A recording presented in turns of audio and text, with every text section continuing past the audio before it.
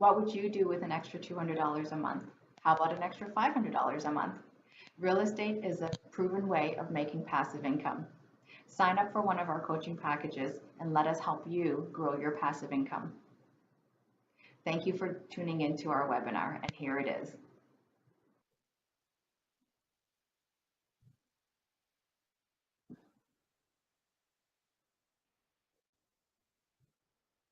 Presentation is about how to find properties and how to buy in today's crazy market. And we're going to specifically focus in around the Toronto area because that's where I'm based out of, and the majority of the people who signed up to attend today's webinar is from.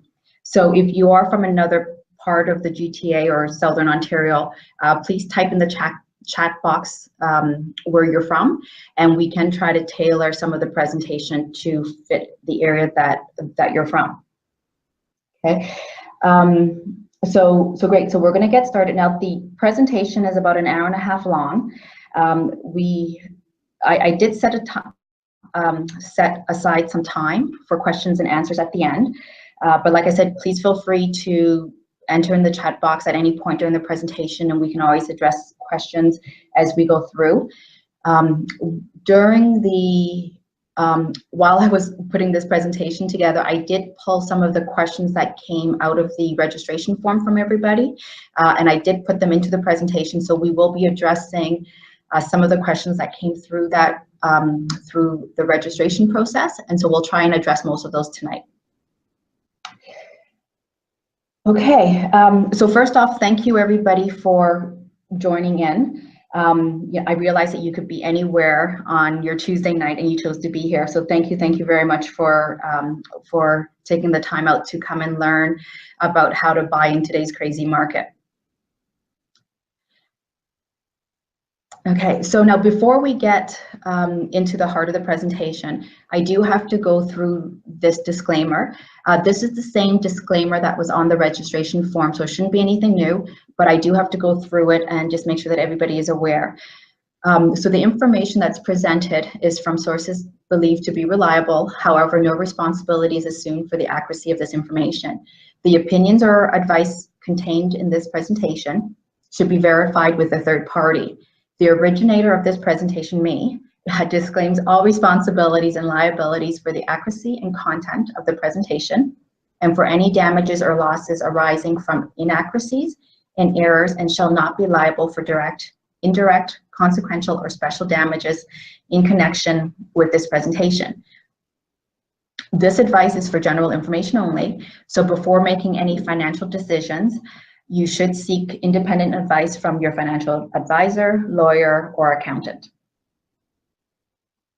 Okay, so keep in mind that the stuff that we're going to talk about is, it's going to be a lot of information, but it is really just the tip of the iceberg. So, you know, and we can't cover everything within an hour and a half to 2 hour time frame.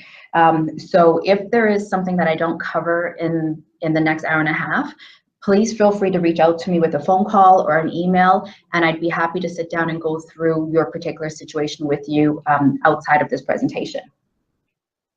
Okay, so for everybody that's attending tonight, after the presentation, I will send out a follow-up email to everybody, and in that follow-up email, I will include some tickets for a 2 hour session with a business coach. It's from Make Your Mark. The gentleman who's the business coach, his name is Colin Sparks, and he does a 2 hour session on mastering your business for maximum profit and success. So I was able to get a ticket for everybody so that if you do have the time to go, I know that there's a session coming up in February that you could sign up and go and be a participant at his coaching session. The next item is game night. It's called Cash Flow, and it's a board game that you play where you learn about assets and liabilities. And this game was created by the author of Rich Dad, Poor Dad. And his big thing is, you know, looking at our house as a liability as opposed to an asset. And he challenges a lot of the conventional thinking that we're taught when we're growing up about what a house is and what an asset is. So once a month, I do a board game night, specifically just for this game, where we play the game and we, there's a group of 4 or 5 of us, and we learn about the different concepts about money and assets versus liabilities. So I will also send you the information for the game night as well, so that if you are able to come, it would be fantastic to have you guys attend. Okay, so the agenda for the presentation is, should you buy or rent? And this question really does depend on your situation, because it's not right for everybody to buy, right? So we'll go into that a little bit. Then we'll get to how to go about getting your down payment. There's a couple of different strategies, and especially in today's market where, the average price in Toronto is $650 or $750. And so getting a down payment, whether it's 5% or 20%, becomes harder and harder to save that, okay? Following that, we'll talk about mortgage insurance, okay? And then what's your number is how to get your credit score. And we'll talk about why knowing your credit score is important, especially for first-time home buyers. And then following that, we'll talk about different concepts of mortgages, so that after this presentation, you'll be able to, when you go to get a mortgage, to talk knowledgeably about what type of mortgage you want. Especially for your first home, you do want to lock yourself in for the right sort of package that's good for you. Okay, and then following that, we will talk about maximizing 2017. And how to go about doing that.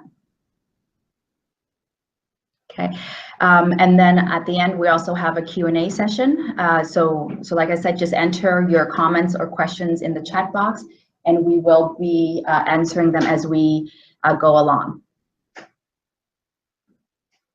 Okay, so the big question, should you buy or should you rent?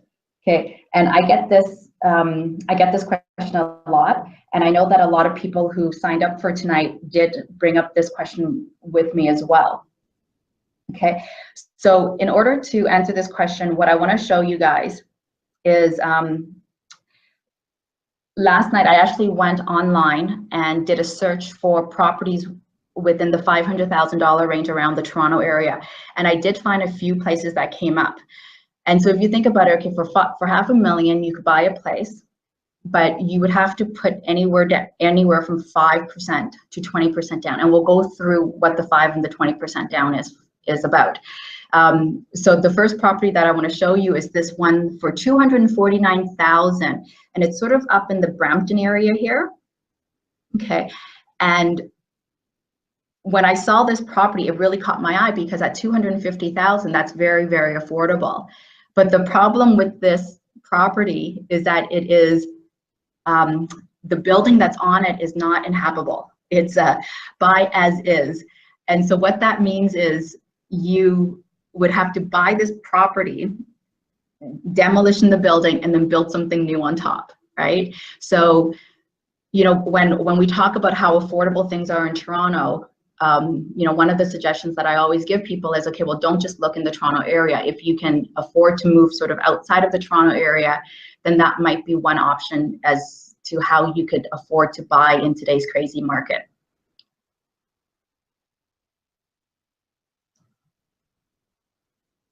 Okay, and then here's just 2 other listings as well that came up in the Toronto area for under $500,000. And these ones are sort of, you can't really see it, but they're in this area over here. Sorry, up in this number 4 area over here. Okay, so if you do a search on realtor.ca, you will be able to find these properties, and we'll go through just we'll get into some of the details about these properties in a bit. Okay, so to answer the question about whether or not somebody should rent or buy, it's good to talk about when the bubble is going to pop. So this is a picture of my son. This is when he was about 2.5 years old. And he's sitting outside on our porch reading the real estate section of the newspaper. And he has this look of dismay or, you know, unbelievable confusion in his face. And I just love this expression because, you know, a lot of people, when they look at real estate and what's happening in the market, they don't really understand what's going on in the market, in the sense that a lot of people are saying that the bubble is going to pop, but then they really have no way of knowing whether or not it's going to pop. So this is a graph showing sort of the housing prices across Canada. And this red line here is the housing prices in Toronto. Okay, and the reason why I want to show you guys this is because back in around the late 80s, 1980s, to the early 90s, the housing prices were at the highest at that point in time. And then this is where the crash happened back then. So when people talk about the bubble bursting, they are referring to a time frame that happened back in the late 80s. Right? And so now the housing prices have gone way up, right? But we haven't seen this drastic drop as what people would refer to as the bubble popping. And there's one of the big reasons for why I don't think that this bubble is going to pop anytime soon is because back in the late 80s, the interest rates were way up at 10 to 20%. And right now, our interest rates are way below 5%. Like the last time I checked, they were at like 2.6. The prime rate is 2.74 right now. So one of the reasons why back in the late 80s, we had that bubble bursting was because the interest rates were so high. And we just don't have the interest rates up that high anymore. Okay, so in terms of whether or not you should rent or buy,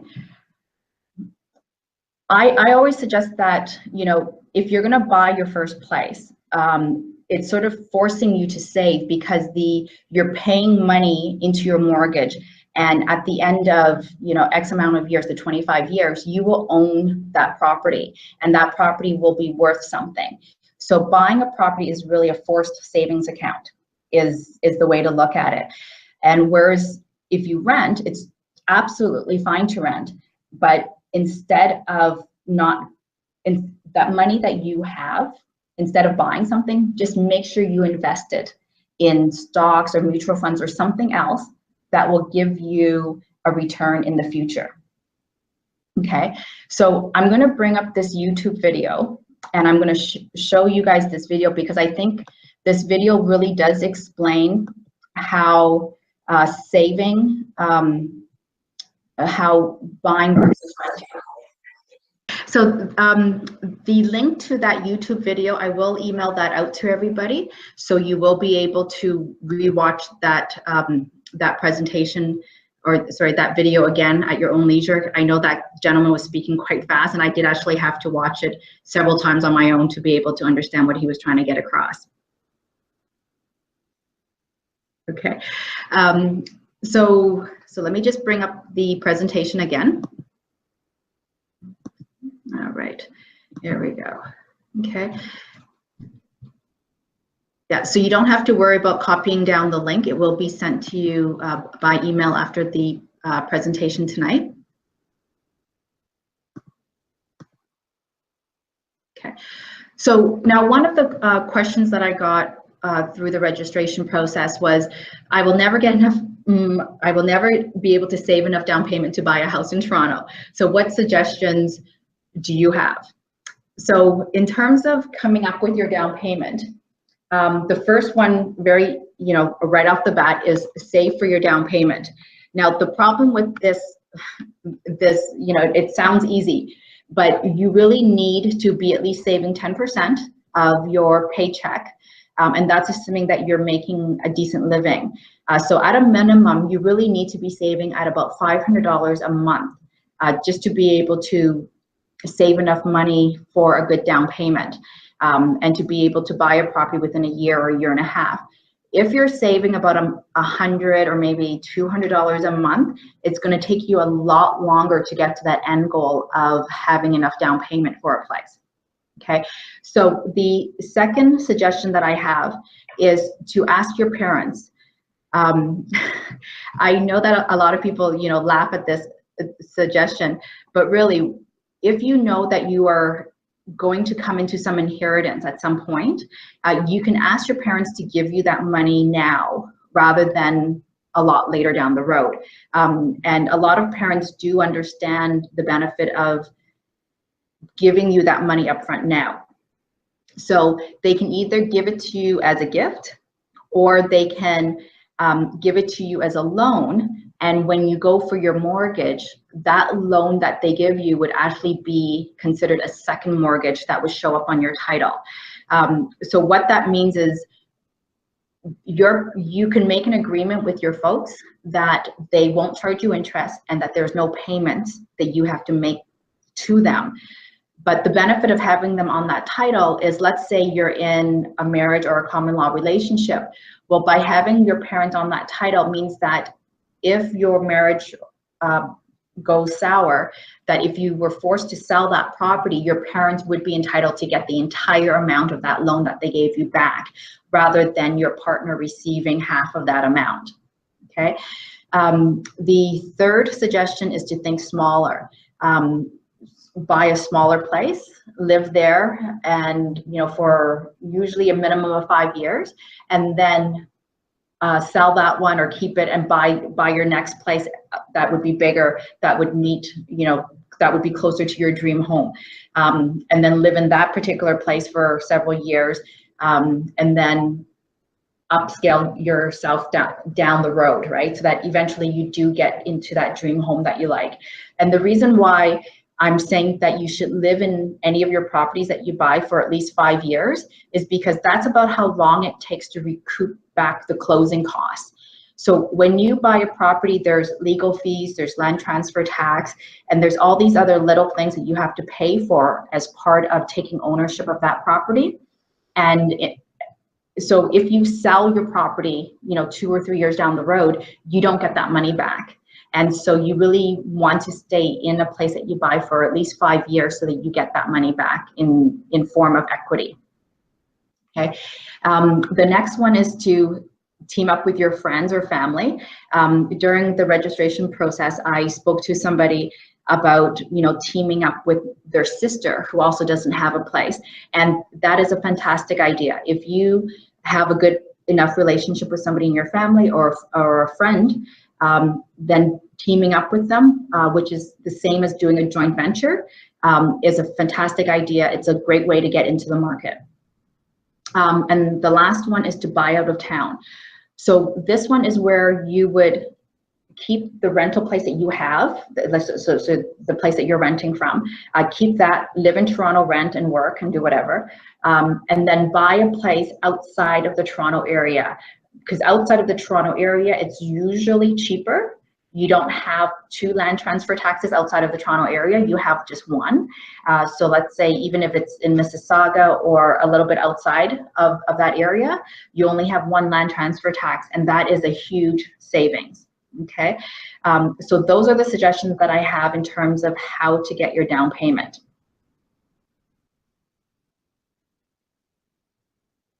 Okay, so next we're going to talk about CMHC.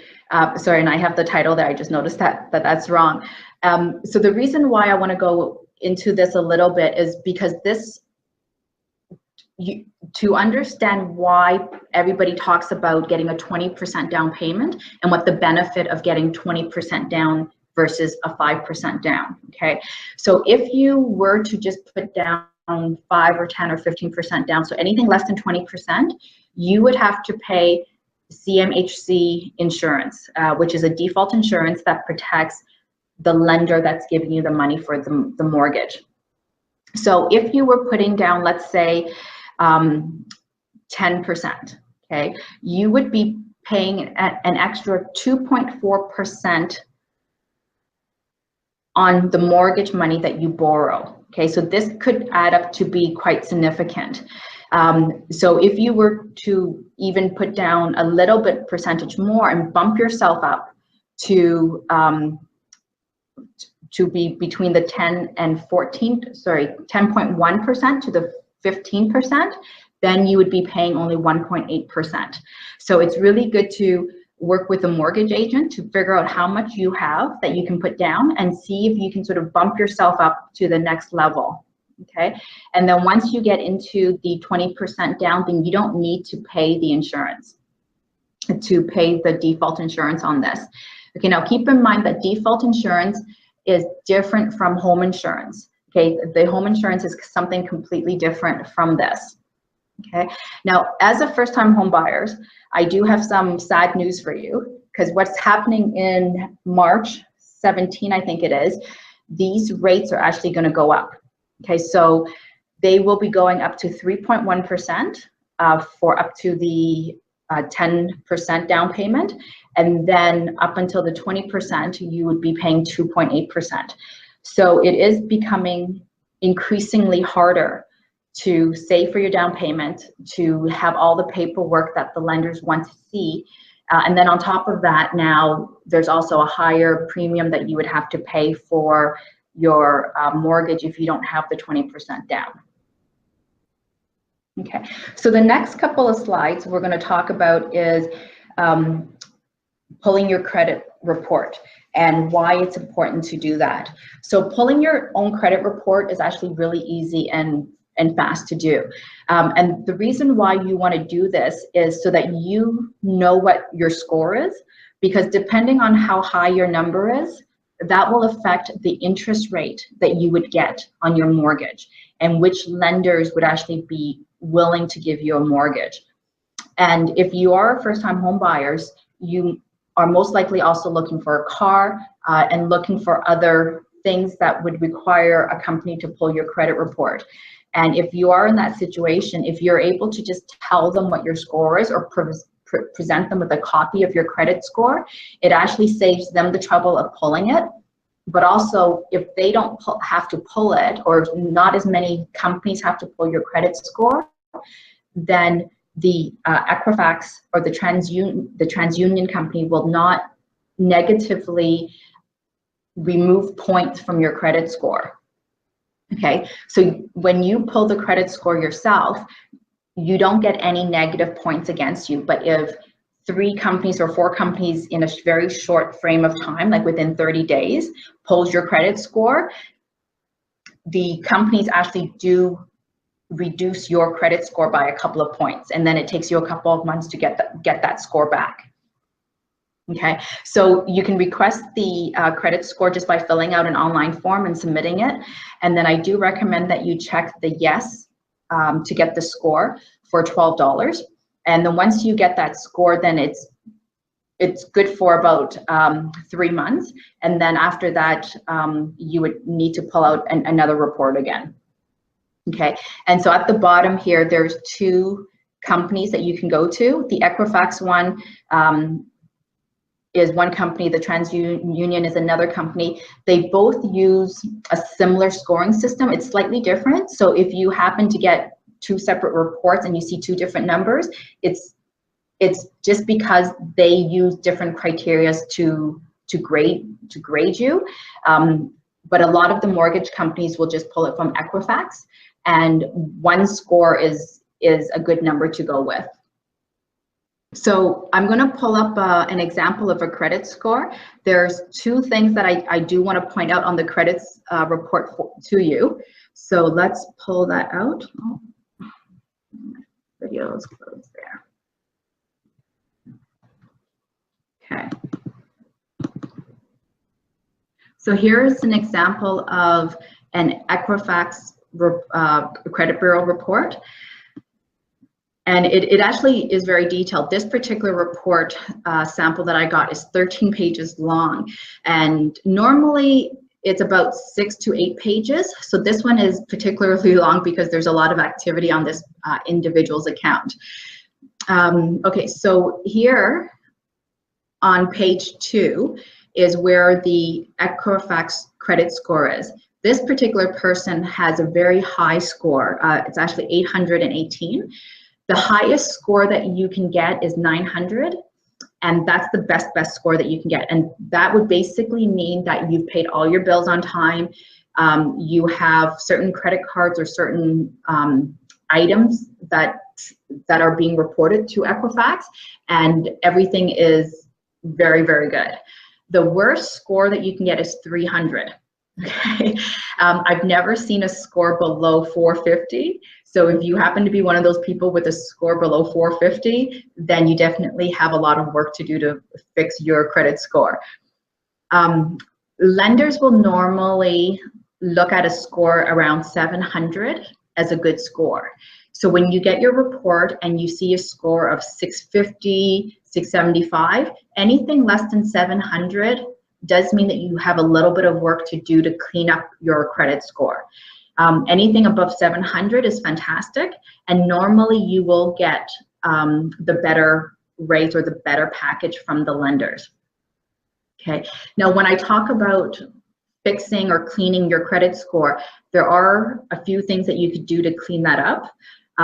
So that's sort of outside the topic of this presentation, so we're not going to go into the detail of that. But if you are in that situation where you do need to clean up your credit score, you can do a Google search. There's lots of information on the internet about that. You could also phone Equifax or TransUnion to get a booklet on how, like, what steps to do to clean that up. And this is also one of the services that I offer to some of my clients who do need that assistance, because I help them with getting their mortgage, but I know that, okay, the next time around, it's going to be even harder to get a mortgage for them. And so one of the arrangements that I have with them is that I will help them get their credit score cleaned up.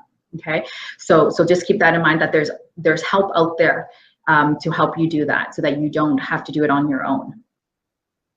The other thing that's on this report is down here. You'll see every time a company pulls your credit report, it's listed here, and they showed the date.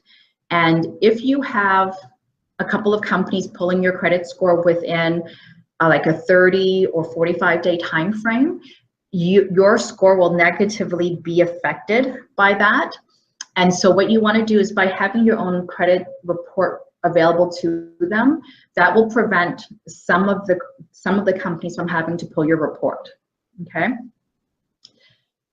So when you're looking at your own report, you do also want to verify that you are familiar with all the companies that are looking at your credit report, because the last thing you want to do is have somebody going around using your SIN number or your information and giving it to other companies to pull your credit score, and them using it for ways of obtaining credit that isn't for you to use. Okay, and that's what leads to the identity theft and issues like that. The other thing I wanted to point out for you on this document is, okay, we're almost there on page 9. In this particular case, I've highlighted here, this individual had some fraudulent activities reported, and so it has been flagged. And so whenever a company, like a credit card company, pulls their credit score or credit report to give them a new credit card or to give them any sort of access to credit or money, they get this alarm, this alert, and it alerts them to phone the customer to find out if it really was them that made the request for the additional funds. Okay, so it's a great way to make sure that you know what's happening on your own credit report, and make sure that your credit report is clean and ready, so that when you go to get a mortgage, you're going to get the best rate that the lender will give. Okay, so when do you pull your credit report and score?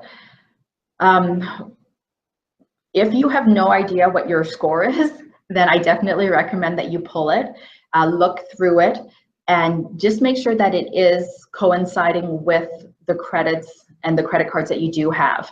But it also allows you to be aware of sort of the sore points that a lender might bring up when you go to get a mortgage. So for example, if you have a student loan and you've missed a couple of payments on your student loan, that will actually show up on your credit score, okay, and on the report saying that you've missed X amount of payments.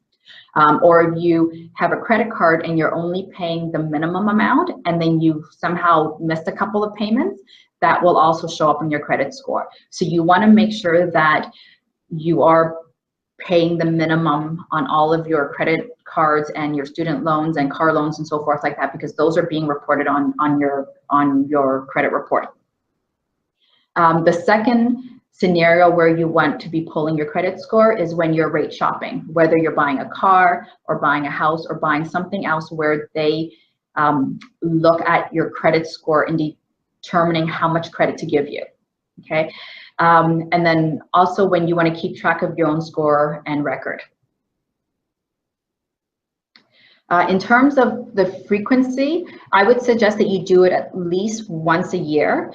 And then you keep it on file. I do like reading the credits report can be a little bit tricky, and so you know when you get your report, they do give you sort of like a glossary at the end, but it is still quite confusing. And if you find that you do need help with that, you know you can talk to a mortgage agent, or you can go to the bank, or you could phone up Equifax, and they will actually walk you through how to read your report as well. Okay. Now, another time to pull your credit report is when you're in between real estate buying opportunities. So if you've just recently purchased a property and you don't expect to buy another one for a couple of years, that's a good time to clean up your score, get it better, so that the next time you go to make a real estate purchase, that you're in a better position to negotiate for a better rate. Okay. Okay, so this is an example of another property that I found last night that is under $500,000, and it's actually one that I was really interested in when I saw it. It's a corner lot, and I did phone the agent today. And what it is, it's an estate sale, meaning that it's an old house that belonged to some old lady or old man, and they passed away, and now the family has no interest in keeping it and they just want to sell it. Okay, so that's one of the reasons why the price is low. The other reason by the price being so low is that they're going to go into a bidding war on this. So they want multiple offers to come in on this property. So when I ran the report on this property is actually worth about $650,000-700,000. So if you think about it, you're saving a significant amount of money if you're able to buy this property. And even if you were to bid, let's say $525,000, $550,000, you're still walking away with a huge savings there. Now keep in mind with this property, because it's an estate sale, when I did speak to the real estate agent on this, they said that the property needs to be completely gutted. Basically everything inside needs to be ripped out, the plumbing, the electrical, and so you have to be prepared with this particular property to have some extra cash for the renovations. So if you are in a relationship where your partner is very handy and can do a lot of that work, then this would be a great property for you to look at, because then your partner would be able to do a lot of the work, okay, and you wouldn't have to pay somebody else to do that work. Okay, so next we're going to get into what I call mortgage overload. There's just so many terms out there, and even for somebody who has a property, even trying to have them explain to you what some of the terms mean, it can be really confusing. So I'm going to go through some of these terms, and please feel free to enter into the chat box if there's a term that I'm not explaining well, or if you need more explanation on them. Keep in mind, I've been buying properties for 20 years, and so for me, this is, like reading something on the back of my hand, right? Like I'm so used to just talking these things that sometimes I tend to just jump over what's so obvious to, what I think is so obvious, okay? So the first terms that we're going to talk about is fixed rate and variable rate. And a lot of times people just say, oh, well, you know, I'm locked in, right? And what that means is that they're fixed on a rate for, say, X amount of time frame. So a fixed rate would, at this point, would be, say, 2.6. Okay, and that rate would be locked in for, say, 5 years, and their mortgage payments would be based on that rate. A variable rate just means that they have a rate that they pay every whenever their mortgage payments is due, and then as the prime Bank of Canada rate goes up or down, then the variable rate will be adjusted after a certain point when they reach a certain number. Okay, and so a lot of times with variable, you can convert it into a fixed rate, meaning that if you sign up for a variable rate and you think that at some point in 6 months or years down the road, the interest rate is going to jump up and be super high, then you can lock it in at a fixed rate now so that when it does go up, you're getting the cheaper rate now. Okay. The next set of terms is closed versus open. And this relates to the term, meaning, okay, for 5 years, you're going to pay 2.6% fixed rate for 5 years. And you cannot change that 5-year duration unless you pay a penalty. Okay. The open just means that at any point in that time, you can change your rate, you can change the institution with the penalty, of course, and you can change it without incurring as much penalty as when you are in a closed term. So when you sign up for a closed fixed rate, you will normally be getting the best rate at that time, okay? Because the banks want to lock you in for as long of a time as they can so that they can count on that interest money coming into their, like, that's how they make their money off of you, okay? So the way I like to think of it is that for the term between open versus closed, think of it as a tick-tock, like a time, like on a clock, like tick-tock, right? So so to me, when somebody says, okay, you know, I have a closed mortgage or an open mortgage, it just refers to the duration that they're locked in. Okay, so then of course the time frame that you can lock yourself in is 1 year, 2 years, 3, all the way up to 10 years. I've seen that. As far as I know, there is no such thing as a 20-year mortgage, meaning that you would be locked in for 20 years, okay? So another set of terms is what is an amortization and what is the term, okay? So a lot of times people say, oh, I'm locked in for 5 years. Well, that just means that the term that they've signed up for is 5 years. But their amortization is the entire time that they would have a mortgage. So if you think about it, when you buy your house at the beginning, you get the set of keys and it is amortized over, let's say, 25 years. And at that end of the 25 years, you would have no money owing on your mortgage. You would own that property outright, okay? And as time goes by, you would be locked into a term. So let's say in this case, it's 5 years. You'd be locked into a term. And then at this point, you would renew, and then you would sign up for another term. And at this point, it doesn't have to be 5 years. It could be 3 years. It could be variable. It doesn't matter, right? It changes depending on what you want to sign up for at that point. And then you would renew again at this point for another term. And that could be 5 years, 3 years, and it could be an open rate, sorry, like an open term with a variable rate or a fixed rate. And then this would just carry through right until you get down to where you owe 0 to your lender. Okay, so in these points here, this is when you're renewing. So your amortization is the entire length that you would actually owe on your property to owe money back to your lender.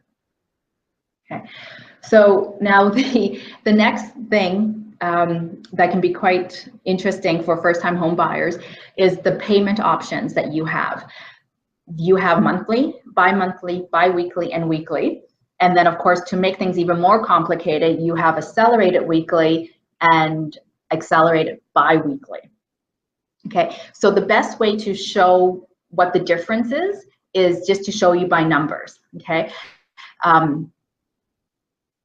So let's say you have a mortgage for $500,000 and it's amortized over 25 years, and you've agreed to go in at a 5-year term at 2.5%. Okay, so then your monthly payments would be $2,240. So every month you'd be paying $2,240.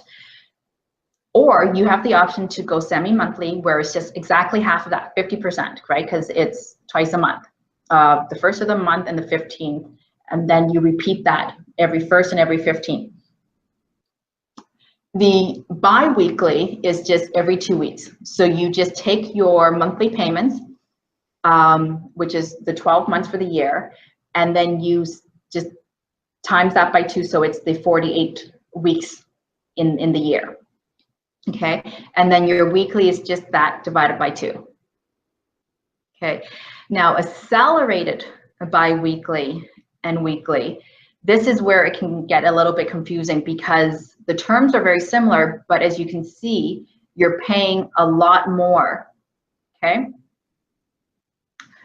so what's happening here is that up here, your amortization is over 25 years. But as soon as you agree to do accelerated bi-weekly or accelerated weekly, your amortization, your 25 years, goes down to 22.5 years. So you're literally cutting 2.5 years off of your mortgage just by doing this accelerated weekly or bi-weekly option. Okay, and if you look at the difference here on a weekly basis, you're paying about $35 a week difference each week, and that will knock off 2.5 years off of your mortgage. Okay, so the reasoning behind this is because when you calculate for the numbers on the top, they're basing it on 48 weeks. And for the accelerated bi-weekly and accelerated weekly, they're basing it on 52 weeks. The advice that I give to all of my clients in terms of how to pay off their mortgage faster is to sign up for the accelerated bi-weekly and the accelerated weekly option. It doesn't matter which one you go with.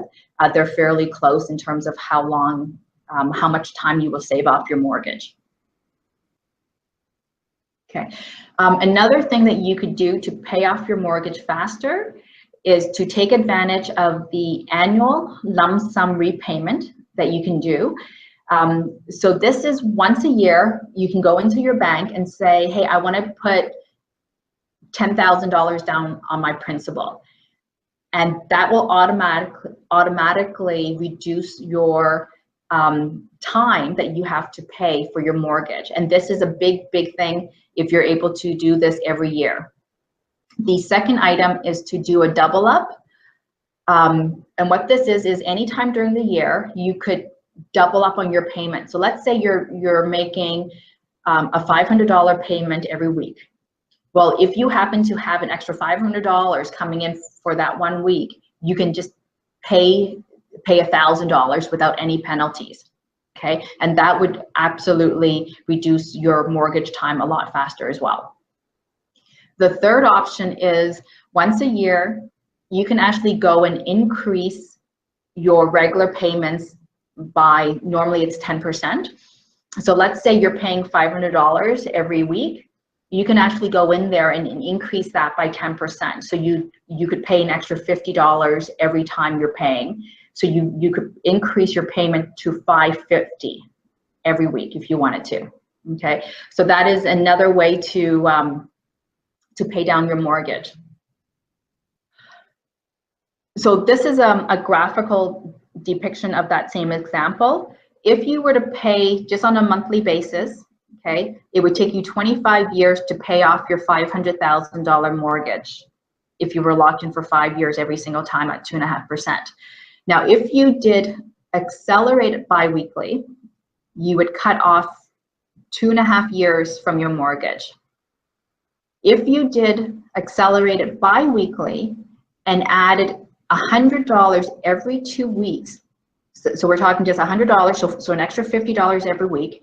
If you added $100 every 2 weeks to your payment, you would actually cut your mortgage down by 5 years and save about $36,000 in interest costs over that 20 years.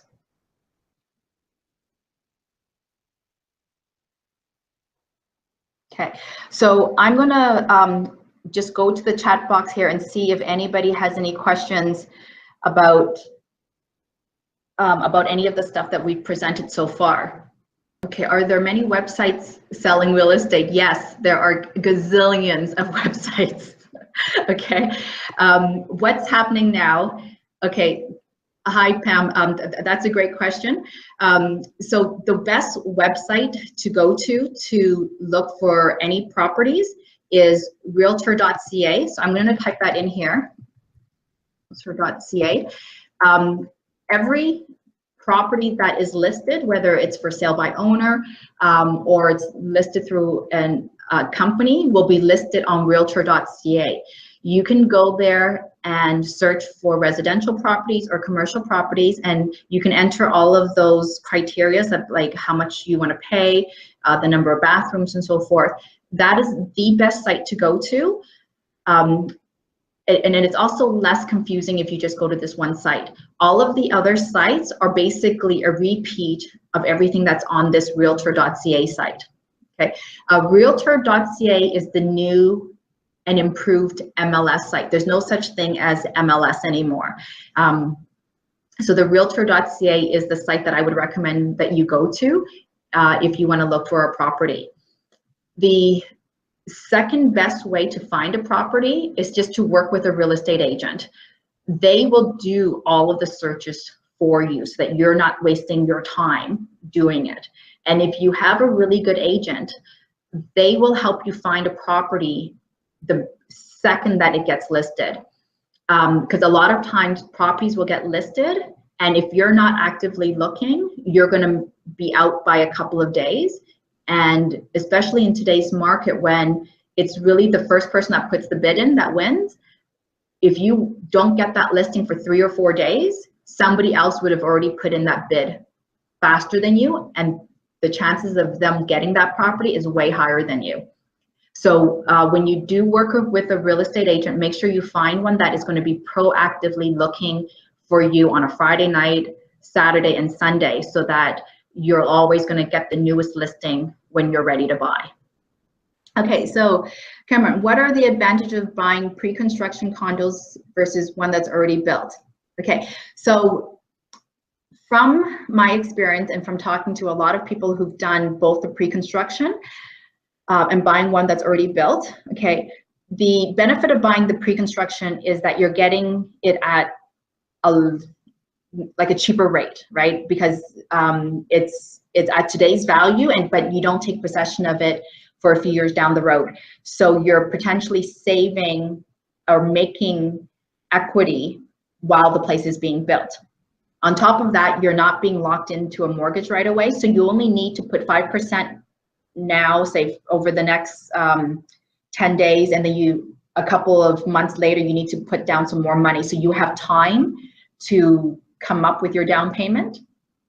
Okay, and then also there's a clause within any of the pre-construction condos is that you can, sell it, or you can walk away from it and get all of your money back without losing anything.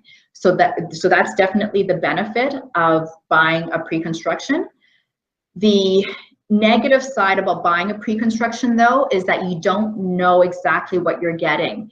You see a drawing and you see the floor print or the blueprint of what the place is supposed to look like, but in reality, that's not what you might get. Okay, and so I've known a few people who've been very disappointed in what they ended up getting compared to what they thought they were going to get in their mind. So the benefit of buying one that's already built is that you can make sure that it's exactly what you want. Okay. The other benefit of a lot of the ones that are already built is that there's already an establishment of issues that have arisen from the building. And so you then don't have to deal with a lot of the special assessments that might come up from a pre-construction building once you move into one of those ones. And so in terms of like these special assessments, once they are identified, they are put onto your building, and it then makes it very hard for you to sell in the future if that special assessment is still there. Okay, so that's one of the benefits of buying a building that's already existing, because if there's no special assessment, then you don't have to really worry about one, because the warranties are all finished and any sort of structural issues or foundation issues would have been found in the older buildings. Okay, I hope that answers your question, Cameron. You know, it's just a personal choice, you know, in terms of whether or not you want to do the pre-construction or the already built ones. Okay, it definitely becomes part of your strategizing when you're building your real estate portfolio, is that you do want to have maybe 1 or 2 pre-construction condos or houses, so that you can sort of plan your funds in the future. So we are at the end of the presentation, so I am just going to go over a couple of the gifts that we have available for everybody. The first one is the invitation to the game night. There is one this Friday, and then there's one again in March. And so you would just register online at Eventbrite, or you could send me a text at the at 647-202-7528 with cash flow, and I will send you the Eventbrite invitation that way as well. Okay, but I will also send it to you in the email following tonight's presentation. Okay, and then the second gift to everybody is that 2-hour free session with Make Your Mark. If you are thinking about starting your own business on the side of your full-time job, then this 2-hour session, I highly recommend that you go to it. It will give you some skills, some way of thinking about what it is that you need to do to be successful if you're going to have your own business. And of course, with having your own business, I highly suggest that you also do not quit your job until your own business is making sufficient funds to cover your expenses before you quit your own job. Okay, and the same thing with this one. I will send you the invitation to this by email after the presentation, or you can send me a text and I will send you the link that way as well. Okay, there might be a space where they ask you to enter like a discount code, and the code that you're going to want to enter is this number here, the 34607. Okay. Okay, and then the disclaimer again, I just want to make sure that everybody understands that the information that I've provided tonight is for general information only, and I do highly suggest that you do speak to a real estate agent, friends, family, lawyers, speak to somebody else to get a second, third, or fourth opinion even of the information that was presented tonight. Okay, so here is my contact information. You all should have my email address along with my cell phone number, but if for some reason if you don't, it is here again. And I do, when I send you that email, it will have this information, so you will be able to contact me should you need to.